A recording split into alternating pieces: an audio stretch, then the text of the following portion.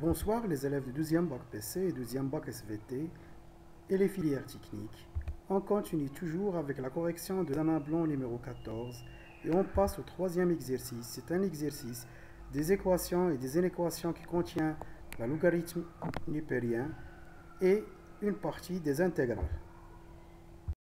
L'énoncé de l'exercice est le suivant. Premièrement, on veut résoudre une équation de second degré dans R, puis on va déduire les solutions d'une équation qui contient un logarithme népérien.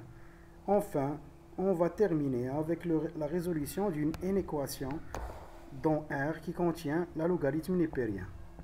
La deuxième partie, c'est une partie des intégrales. Premièrement, on veut montrer que h est une fonction primitive de la fonction grand H sur l'intervalle 0 plus l'infini.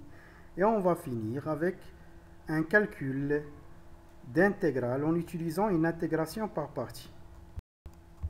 On commence. Pour résoudre une équation de second degré dans R, on doit calculer le discriminant delta qui vaut b au carré moins 4ac. Ici, c'est moins 1 au carré plus 4 fois moins 1 fois moins 2 qui va donner 9. Alors, l'équation admet deux solutions réelles. x1, c'est moins b moins racine delta sur 2a, qui vaut 1 moins 3 sur 2, qui va donner moins 1. Et la deuxième solution, x2, c'est moins b plus racine delta sur 2a, qui est 1 plus 3 sur 2, qui va donner 2. Alors, l'ensemble de solutions, c'est moins 1 et 2. Maintenant, si on veut résoudre cette équation, qui contient un logarithme népérien dans R, on constate d'abord que le domaine de définition de cette équation, c'est 0 plus l'infini. C'est l'intervalle 0 plus l'infini, c'est évident. Alors, on va effectuer un changement de variable. On va poser grand X égale ln de x.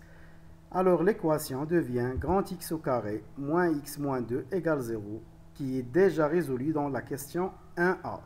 Et on a trouvé comme solution moins 1 et 2, c'est-à-dire, puisque grand X égale moins 1 ou bien grand X égale 2, c'est-à-dire ln de x égale moins 1 ou bien ln de x égale 2, on va faire entrer l'exponentielle pour éliminer le ln.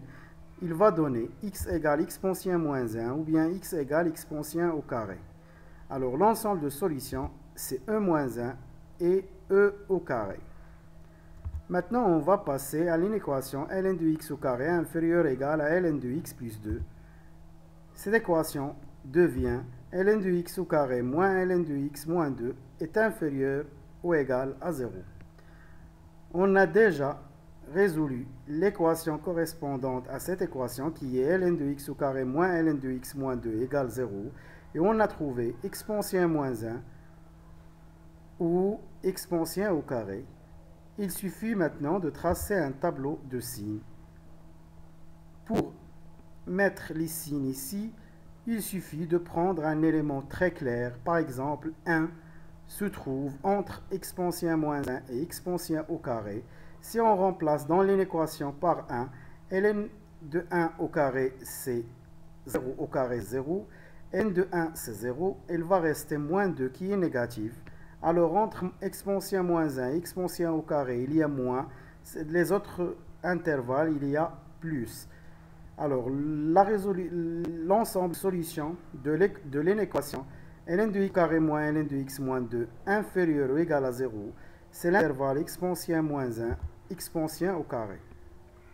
Maintenant, on va passer à la question numéro 2. On veut montrer que petit h est une fonction primitive de grand H sur l'intervalle 0 plus l'infini. Pour cela, on doit dériver petit h jusqu'à qu'on trouve grand H.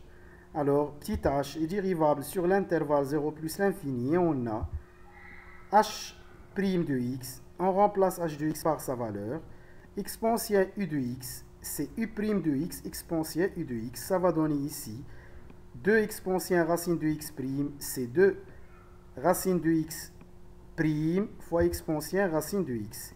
Et la dérivée de racine de x, c'est 1 sur 2 racine de x. On va simplifier par 2.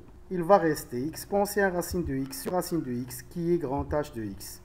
Ce qui veut dire que petit h est une fonction primitive de la fonction grand H sur l'intervalle 0 plus l'infini.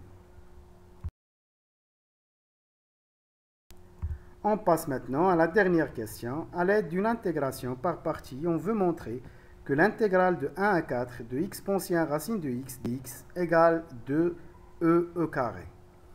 Pour cela, on vous donne que exponentielle racine de x, c'est racine de x fois exponentielle racine de x sur racine de x, c'est un produit pour bien débuter l'intégration par partie. Alors, l'intégrale de 1 à 4 de exponentielle racine de x dx, c'est l'intégrale de 1 à 4 de racine de x fois exponentielle racine de x sur racine de x. On choisit le schéma habituel, bien sûr. On va choisir u de x, c'est racine de x, parce qu'on ne connaît pas sa fonction primitive. Et on pose v' de x, c'est exponentielle racine de x sur racine de x, car on connaît sa fonction primitive d'après la question A. Alors, la dérivée de racine de x, c'est 1 sur 2 racine de x. Et la fonction primitive de exponentielle racine de x sur racine de x, comme on a vu dans l'action 1a, c'est 2 exponentielle racine de x. Maintenant, on commence le calcul. On met entre crochets u de x fois v de x, c'est-à-dire 2 racines de x exponentielle racine de x, de 1 à 3, moins u de x, u' de x fois v de x, qui est 2 exponentielle racine de x fois 1 sur 2 racine de x. On simplifie par 2, ça va rester exponentielle racine de x sur racine de x. Dans les crochets, on remplace par 4. Ça va donner 2 racines de 4 exponentielle racine de 4, qui est 2 fois 2, c'est 4 exponentielle 2, moins, et on remplace par 1, on va trouver 2e. Et moins, puisqu'on connaît déjà la fonction primitive de exponentielle racine de x sur racine de x, on met entre crochets sa fonction primitive qui est 2 exponentielle racine de x, on remplace par 4 et on va trouver 2 exponentielle au carré. Puis on va remplacer par 1 qui va donner 2e. On enlève les parenthèses et on simplifie par 2e. Ça va rester 4 exponentielle de x moins 2 exponentielle, 4 exponentielle au carré moins 2 exponentielle au carré, qui est 2 exponentielle au carré. Et c'est ce qu'il fallait démontrer.